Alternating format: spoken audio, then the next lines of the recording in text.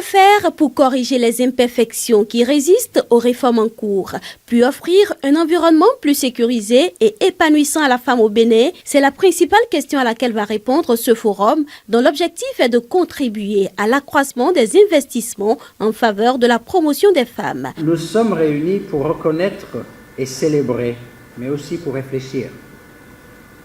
Reconnaître et célébrer les contributions inestimables des femmes béninoises au développement de leur pays, de l'Afrique et du monde.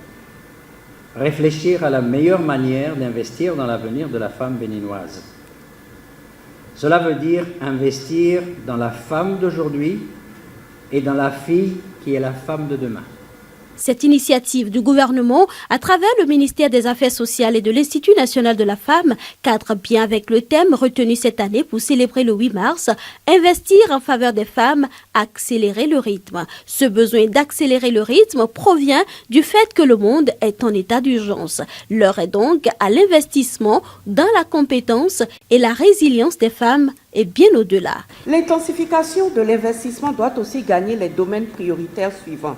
L'éducation, qui va intégrer des programmes d'éducation non formelle, le soutien à la réintégration scolaire, un accompagnement psychosocial, un soutien familial et communautaire qui implique les familles, les communautés et les leaders locaux dans la promotion de l'éducation des filles, de la formation professionnelle et technique et l'employabilité des jeunes, l'accès à la technologie et à l'innovation, le développement des compétences professionnelles, entrepreneuriales et financières des femmes et des filles. La santé, en termes d'accès des adolescents, des jeunes et des femmes à des informations et des services de santé sexuelle et reproductive qui réduisent l'exposition à la violence sexuelle, aux grossesses précoces ou non désirées, et aussi en termes de prise en charge de la santé mentale.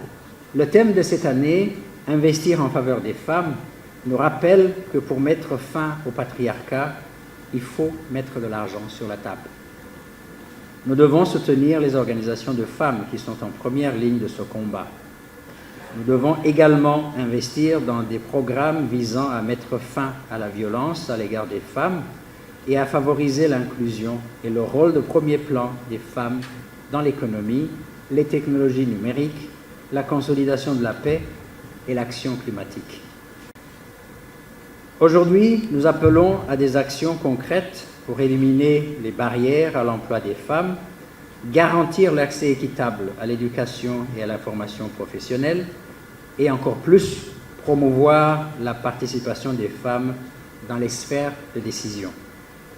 Au dire du coordonnateur résident du système des Nations Unies, au rythme actuel, l'égalité juridique entre l'homme et la femme ne sera pas atteinte avant 300 ans. D'où la nécessité d'avancer beaucoup plus rapidement.